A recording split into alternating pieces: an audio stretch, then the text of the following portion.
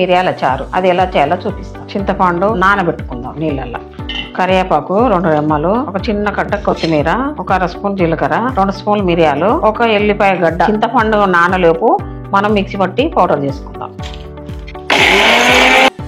Powder తీసుకోవాలండి. చింతపండు నానబెట్టుకున్నాం కదండి ఇందాక. కొత్తిమీర కరివేపాకు కూడా వేసుకొని ఇలా పిసుకోవాలండి. ఇప్పుడు మనం మిరియాల చారు తాలింపు పెట్టుకుందాం రండి. తాలింపు గింజలు, జీలకర్ర, ఆవాలు, చిటికెడు మెంతులండి, 2 ఎండుమిరపకాయలు. మనం మిరియాలు, ఎల్లిపాయలు, జీలకర్ర మిక్సీ పట్టుకున్నాం కదండి, ఆ పౌడర్ ఇందులో తాలింపులు వేసేసుకోవాలి. ఒక అర స్పూన్ పసుపు అండి, కొద్దిగా ఇంగువ, మనం పిసికి పెట్టుకున్న చింతపులుసు ఈ తాలింపులో వేసుకోవాలండి.